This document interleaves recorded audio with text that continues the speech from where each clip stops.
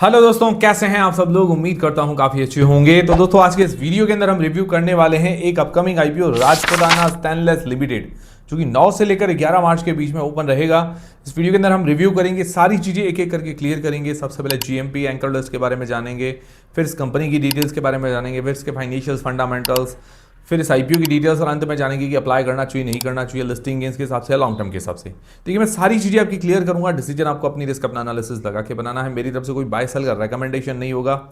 तो शुरू करते हैं वीडियो को। उससे पहले Telegram, Instagram, WhatsApp, Facebook, free रीमेट अकाउंट, सबकी लिंक डिस्क्रिप्शन के अंदर आपको मिल जाएगी। सबसे पहले अगर बात करें जीएमपी की, तो ग्रे मार्केट के अंदर कोई खास डिमांड तो है नहीं, बट आज की तारीख में इसका ग्रे मार्केट का प्रीमियम सिर्फ 1% के आसपास बता रहा है। लगभग आप मान के चले ₹2 पर शेयर के आसपास डिमांड बता रही है, बट ये डिमांड काफी कम है। फिर बात करें एंकर लिस्ट की, तो एंकर इन्वेस्टर्स कोई बड़े कुछ नाम शामिल नहीं हुए हैं, ना ही कोई ज्यादा एंकर इन्वेस्टर्स है। सिर्फ एक ही एंकर शामिल हुआ है, 10 करोड़ रुपए उससे जुटाए गए हैं, science star build cap private limited. तो मुझे लगता है, हो सकता है कि डिमांड वगैरह भी कुछ खास नहीं है और अभी मार्केट की कंडीशन भी ऐसी है, तो हो सकता है एंकर्स ने ज़्यादा इंटरेस्ट नहीं लिया हो। इतना तो कम नहीं होना चाहिए। हालांकि जिस हिसाब से इश्यूज आई जाए तो 10 करोड़ तो काफ़ी कम है एंकर इन्वेस्टर्स के द्वारा जो जुटाए गए हैं। तो ये बड़ा नेगेटिव है इसके लिए कि भाई कोई एंकर्स ने विशेष इस पर ध्यान नहीं दिया या इंटरेस्ट नहीं जताया। फिर बात आती है कंपनी की डिटेल्स के बारे में, मतलब ये कंपनी काम क्या करती है। सिंपल भाषा में आपको बता देता हूँ। तो देखिए, जो स्टेनलेस स्टील होता है, जिसको एसएसबी बोलते हैं, ये बनता है लोहे से। कच्चा जो लोहा होता है, उसके अलावा जो अदर मेटल्स होते हैं, उनको मिक्स करके बनाया जाता है स्टेनलेस स्टील। आपके घर में बर्तन वगैरह आप यूज करते ही होंगे। और अभी स्टील इसीलिए चलता है क्योंकि ये थोड़ा मतलब इस तरह से कम रिएक्टिव होता है, और इस बर्तन में मतलब जैसे आप एल्यूमिनियम वगैरह के अंदर बनाते हो, तो वो थोड़ा कहते हैं कि भाई इसके अंदर थोड़ा मतलब रिएक्शन वगैरह या बीमारियों का खतरा रहता है। तो स्टील के अंदर ये सारी चीज़ें कम है और टिकाऊ भी ज़्यादा है, तो इस कारण शाइनिंग वगैरह भी अच्छी आती है। तो स्टील की डिमांड मतलब जब से स्टील इंट्रोड्यूस हुआ है, उसके बर्तन इंट्रोड्यूस हुए हैं, उसके बाद इसकी डिमांड अच्छी है। अब स्टील कई जगह काम आता है। एरोस्पेस इंडस्ट्री है, इंजीनियरिंग इंडस्ट्री है, गाड़ियों के अंदर काम आता है, ऑयल एंड गैस इंडस्ट्री के अंदर काम आता है। हर जगह स्टील तो काम आता ही है। अब जो स्टील बनाती है, मतलब ये जो कच्चे स्टील के बार्स होते हैं, जैसे इनको बोले बिलेट्स, इनगॉट्स, जो स्टील के भारी टुकड़े होते हैं। फिर स्टील के बार्स आते हैं, जैसे गोला होता है, चौकोर भी आते हैं, मतलब जो स्टील के टुकड़े वगैरह। उसके अलावा वायर रॉड्स, फ्लैट्स, स्टील की तार होती है, पट्टियां, ये सभी भी ये मैन्युफैक्चर करती है। कुल मिला के स्टील का काम है, इसका मैन्युफैक्चरिंग वगैरह करती है। और स्टील डिमांडिंग सेक्टर है, बट क्या है कि इसके अंदर बड़े बड़े प्लेयर्स भी हैं। और इसके अंदर क्या है कि प्राइसिंग का इम्पैक्ट भी पड़ता है। लोहे का भाव ऊपर नीचे होता है, उसका इम्पैक्ट काफ़ी ज़्यादा पड़ जाता है। अब इसका मेन जो सारा प्रोडक्ट है वो स्टील ही है, वहीं से इसका रेवेन्यू जनरेट होता है, प्रोडक्ट वाइज रेवेन्यू अगर देखें तो। बाकी ज़्यादातर ये सेलिंग इसकी 98% से ऊपर होती है इंडिया के अंदर ही, डोमेस्टिक, और एक्सपोर्ट से 1.64% का रेवेन्यू जनरेट होता है। एक्सपोर्ट के अंदर यूएसए, यूएई जैसे देश शामिल है। और टॉप 10 जो कस्टमर्स है, वहाँ से 41.69% का रेवेन्यू जनरेट होता है। मतलब ये अच्छी बात है कि डाइवर्सिफाइड है जो इसके कस्टमर्स है। मार्केट शेयर की बात करें तो मतलब ये स्टील सेक्टर थोड़ा अनऑर्गेनाइज्ड है, ठीक है ना, और बहुत छोटी कंपनी है अपने सेक्टर के अंदर। इससे बड़े बड़े प्लेयर्स बैठे हैं, जैसे टाटा स्टील वगैरह। बाकी इसकी क्षमता की अगर बात करें तो 60,000 टन सालाना इसकी कैपेसिटी है, इतनी मैन्युफैक्चरिंग ये कर सकती है। बाकी ये कंपनी 1991 के अंदर इनकॉर्पोरेट हुई थी, करीब करीब 35 साल हो गए हैं अपनी सेक्टर के अंदर। और इसकी जो मैन्युफैक्चरिंग फैसिलिटी है कलोल, गुजरात के अंदर। तो ये होगी कंपनी की डिटेल्स। तो कंपनी तो ठीक ही नजर आ रही है और स्टील का बिजनेस अच्छा है, सेक्टर भी अच्छा है। बट अब इसके फाइनेंशियल फंडामेंटल्स भी जान लेते हैं, जो कि 2023 से 2025 तक दिए गए हैं।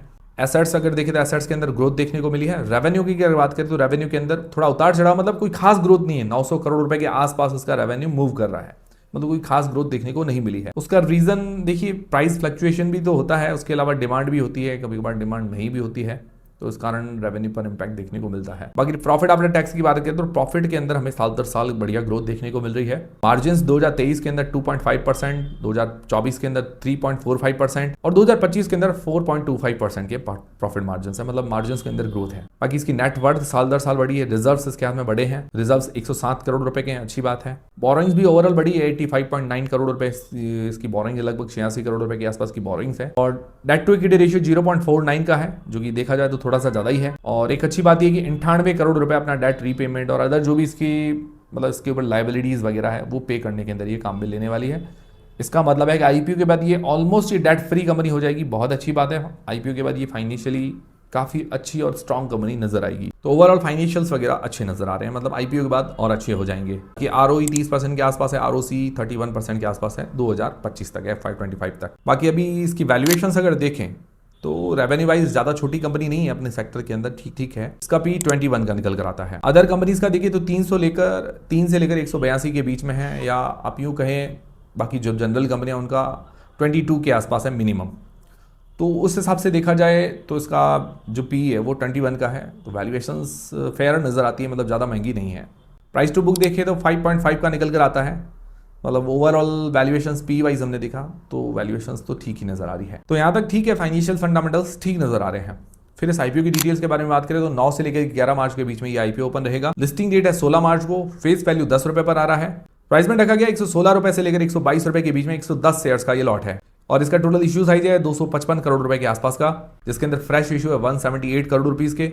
फ्रेश इशू से अपना डेट भी पे कर रही है, मैन्युफैक्चरिंग फैसिलिटी के अंदर भी पैसा लगा रही है, बहुत अच्छी बात है। ओएफएस है 76 करोड़ रुपीस का। इसके अंदर क्या होगा, पहले प्रमोटर की होल्डिंग होगी 78% की, बाद में 57% की रह जाएगी। थोड़ी प्रमोटर अपनी होल्डिंग भी सेल कर रहे हैं, बट ठीक है कि 50% से ऊपर है इसकी होल्डिंग, ये अच्छी बात है। बाकी इसका मार्केट कैप 1000 करोड़ रुपए के आसपास का होगा, तो काफ़ी छोटी कंपनी, बहुत स्मॉल, मतलब देखा जाए तो छोटी कंपनी स्मॉल कैप होती है तो रिस्क थोड़ा ज़्यादा रहता है।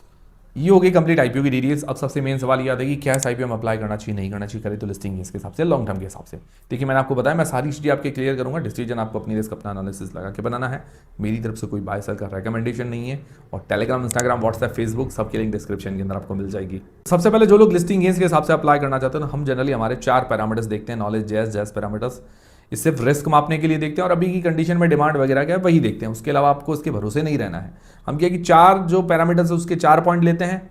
2 आता है तो न्यूट्रल है, 2 से ज्यादा होता है तो रिस्क फ्री नजर आता है, 2 से कम होता है तो रिस्की थोड़ा नजर आता है। बाकी मैं आपको कह रहा हूं उसके भरोसे नहीं रहना, हम सिर्फ पैरामीटर्स देख रहे हैं। तो अभी जीएमपी की बात करें तो जीएमपी सिर्फ 1% है। मैं मिनिमम क्राइटेरिया रहता है कि 20% हो तो बढ़िया है, 20% से कम हो तो 10% तक हो तो आधा पॉइंट देते हैं, 10% से भी कम है तो अभी इसको 0 पॉइंट मिलता है। फिर बात आती है एंकर लिस्ट की, तो एंकर लिस्ट कोई खास एंकर शामिल नहीं है और सिर्फ एक एंकर इन्वेस्टर ने मतलब इंटरेस्ट जताया, बाकी कोई एंकर इन्वेस्टर्स ने इंटरेस्ट भी नहीं जताया है, तो एंकर लिस्ट के अंदर भी मैं 0 पॉइंट देना चाहूँगा। फिर बात आती है वैल्यूएशंस की। वैल्यूएशंस भी वाइज फेयर नजर आती है, मतलब ज़्यादा महंगी नहीं है, तो यहाँ पर आधे से लेकर 1 पॉइंट दे सकते हैं। मुझे लगता है 1 पॉइंट बढ़िया रहेगा, 1 पॉइंट इसके लिए मतलब कोई ज़्यादा नहीं है, बराबर पॉइंट है। और सब्सक्रिप्शन अभी आना बाकी है। देखिए सब्सक्रिप्शन तभी मिलता है जब जीएमपी या ग्रे मार्केट के अंदर कुछ हलचल होती है, तो इस हिसाब से अभी ओवरऑल जो पैरामीटर्स देख के लग रहा है कि भाई इसकी रेटिंग रिस्की टू न्यूट्रल बन सकती है, रिस्की टू न्यूट्रल, मतलब ठीक है। अब देखते हैं आगे डिमांड वगैरह कैसी आती है, हमें थोड़ा वेट भी करना चाहिए, डिमांड वगैरह आए उसके बाद हमें सोचना चाहिए। बाकी मेरी तरफ से कोई बाय सेल का रिकमेंडेशन नहीं है। हेल्प जरूर हुई होगी, हेल्प हुई तो वीडियो को लाइक जरूर किया कीजिए। फिर लॉन्ग टर्म के हिसाब से जो लोग अप्लाई करना चाहते हैं तो पॉजिटिव्स और नेगेटिव्स देखते रहते हैं। पॉजिटिव में देखा जाए सबसे बड़ा पॉजिटिव लगा कि वैल्यूएशन इसकी अच्छी है। दूसरा मुझे पॉजिटिव अच्छा लगा कि भाई फाइनेंशियली कंपनी अच्छी नजर आ रही है, बट आईपीओ के बाद और अच्छी हो जाएगी, अपना डेट वगैरह पे कर रही है, ऑलमोस्ट डेट फ्री कंपनी हो जाएगी, ये बहुत अच्छी बात है। बाकी आरओसी वगैरह बढ़िया है, अच्छा एक्सपीरियंस है अपने सेक्टर के अंदर, 35 साल हो गए हैं, और प्रमोटर की होल्डिंग भी बाद में भी अच्छी रहेगी, मतलब ये अच्छी बात है कि 57%, नॉट बैड। नेगेटिव्स क्या है, नेगेटिव्स इतने ज़्यादा भारी नहीं है, ठीक है ना। एक नेगेटिव था जैसे डेट उधारी, तो ये आईपीओ के बाद पे कर रही है तो उसको तो इसने क्लियर कर दिया। फिर क्या है कि रेवेन्यू के अंदर लगातार ग्रोथ नहीं आ रही है, रेवेन्यू 900 करोड़ रुपए के आसपास ही लगातार मूव कर रहा है, तो देखा जाए तो नेगेटिव तो नहीं है, क्योंकि अगर रेवेन्यू डाउन हो जाए तो नेगेटिव होता है। बट एक चीज़ है कि इस पर ध्यान देना चाहिए कि रेवेन्यू के अंदर ग्रोथ भी आनी चाहिए, क्योंकि स्टॉक मार्केट को यही पसंद आता है कि पिछला रिजल्ट से इस वाला रिजल्ट काफ़ी अच्छा आया, तो मतलब इतने % ग्रोथ आई, वो आई, तो वो रेवेन्यू पर थोड़ा बहुत फोकस करना चाहिए। हालांकि प्राइस फ्लक्चुएशन के कारण, कुछ डिमांड के कारण भी रेवेन्यू ऊपर नीचे होता है। ओवरऑल अगर देखा जाए तो इतना कोई विशेष मुझे नेगेटिव नहीं लगा, कंपनी बैलेंस्ड अच्छी नजर आ रही है। हाँ, ओवरऑल अगर देखा जाए स्मॉल कैप छोटी कंपनी है तो रिस्क साथ में बने हुए रहते हैं, तो इन चीज़ों पर थोड़ा फोकस करना पड़ेगा। ओवरऑल डिमांड वगैरह थोड़ी कम नजर आ रही है, ठीक है, बट हाँ कंपनी में विशेष ऐसी कोई कमी नजर नहीं है, बैलेंस्ड अच्छी कंपनी नजर आ रही है। बाकी आप लोग क्या करने वाले, अप्लाई करेंगे नहीं करेंगे, कमेंट करके मुझे जरूर बताइएगा। पर्सनली मैं अभी देखूंगा कि भाई कैसे डिमांड वगैरह आती है, उस बेसिस पर मैं सोचूंगा आगे। और अभी देखिए मार्केट ऐसा बना हुआ है कि कोई भी शेयर एकदम से लॉन्ग टर्म के लिए हम नहीं ले सकते। जैसे अभी BCCL भी, अगर मान लो किसी ने लिया, BCCL एक अच्छी कंपनी थी, तो उसमें भी थोड़ा रिस्क आ गया, डाउन आ गई कंपनी, तो क्या है कि अभी मार्केट का माहौल ही ऐसा है, वॉलेटिलिटी बहुत ज़्यादा है, इस कारण लॉन्ग टर्म के लिए अभी सोचना थोड़ा मतलब टेढ़ी खीर हो गई है। एकदम से कोई बढ़िया कंपनी आए, यूनिक आए, तब क्या है कि लॉन्ग टर्म के लिए सोचा जा सकता है।